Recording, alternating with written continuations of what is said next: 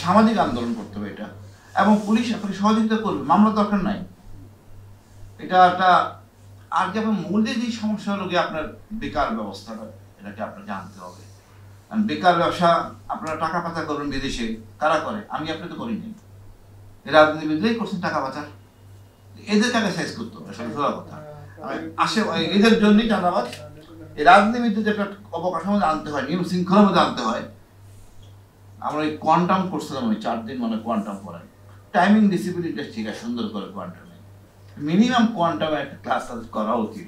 তো তারা মনে করে আইনের ঊর্ধ্বে। এখন এগুলি সব নষ্ট করে ফেলছে এই সমাজের যে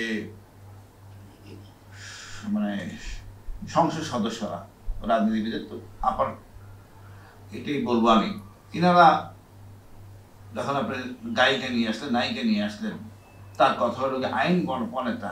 আইন তো প্রণেতা করেন নাই। আইন প্রণেতা বাংলাদেশে দেখছি আমি গত 16 বছর একজনই করছে, আর আইনমন্ত্রী করছে। এত লোক দরকার কেন? আপনি সংসদ বানান, কোনো সমস্যা নাই, তাহলে সুবিধা দিবেন না, চাঁদাবাজি বন্ধ হয়ে যাবে। আপনি সংসদ সদস্য লোক খুঁজে পাবেন না, আপনার রাজনীতিতে প্লট পাবে না, ডিউটি ফ্রি গাড়ি পাবে না, কোনো উন্নয়নের সংসদ সদস্য থাকবে না। দেখেন দেশ ঠিক হয় কিনা, চাঁদাবাজি বন্ধ হয় কিনা। হ্যাঁ, পাশাপাশি আপনাকে কর্মসংস্থান সৃষ্টি করতে হবে সবার জন্য।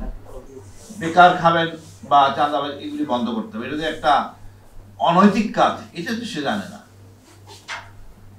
এটা আমার মনে হয় সব লেভেলই হওয়া উচিত। এটা ব্রিটিশের আইন যে ঢাকার পুলিশ, কুমিল্লার পুলিশ, এই জায়গায় এই লোক ওই জায়গায় পোস্টিং, পানিশমেন্ট পোস্টিং বলে, এটা হওয়া উচিত। ওইখানেই ট্রেনিং, পড়াশোনা করবে, ওইখানেই চাকরি করবে, ওইখানেই শেষ করবে, ঠিক হয়ে যাবে। কোনো বাবা চায় না তার, কোনো বাচ্চা চায় না তার বাবা ঘুষ করুক। আর সে পুলিশ যদি ঘুষ না খায়, চাঁদাবাদী সমাজে থাকবে না। আমার ওই সবাই মিলেই আমরা একটা দেশ গঠন করতে পারি, সুন্দর দেশ। পুলিশ আমাদের সাথে থাকবে, এটা সার্বভৌমত্ব রক্ষা হবে। ধরুন একটা উপজেলার এই পুলিশটা সব এলাকার পুলিশ, ওই এলাকার বিডিআরটা ওই এলাকার, আনসারটা ওই এলাকার, সেনাবাহিনী ওই এলাকার। এখানে মাস্তান কি হবে? রাজনীতিবিদ দাঁড়া যেতে পারবে না। তা আমাদের এই কাটআউট সিস্টেম করে এই সমাজ ব্যবস্থা গড়ে উঠছে ব্রিটিশের ধ্যান ধারণায়। আমাদের এখানে বেরিয়ে আসতে হবে। এটা আমাদের দেশ, আমাদের মতো করে করবো। আর আমরা গরিব দেশ না, বিদেশ থেকে আমরা টাকা আনি, যা ভারত থেকে কিনি বা পাকিস্তান থেকে কিনি, এটা কিনে খাই, দানে নেই না। সুতরাং আমরা ছোট হওয়ার কিছু নাই, আমরা অনেক বড় দেশ, অনেক বড় সংখ্যার জনগণ আমরা, এবং বেশ দক্ষ শ্রমিক আমাদের। এটা গর্বের বিষয়, হতাশ হওয়ার কিছু নাই। আর কিছু তো দুষ্ট লোক থাকবেই, হাতের 5টা আঙ্গুলের মধ্যে দেখবেন একটা বেশি বোঝে, একটা কম বোঝে, তাই না? তো সচিবালয়ের উপর আগুন লাগবে, তদন্ত হবে, কঠোর তদন্ত হইতে হবে, দৃষ্টান্তমূলক শাস্তি দিতে হবে।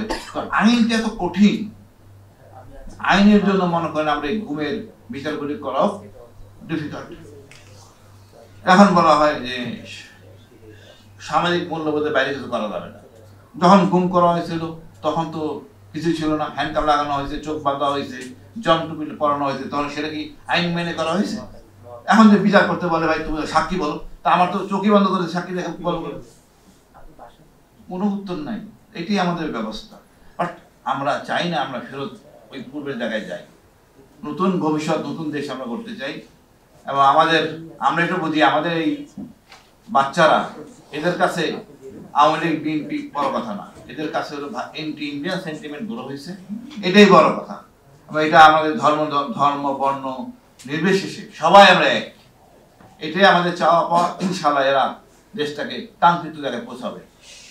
ধন্যবাদ সবাইকে কষ্ট করে শোনার জন্য।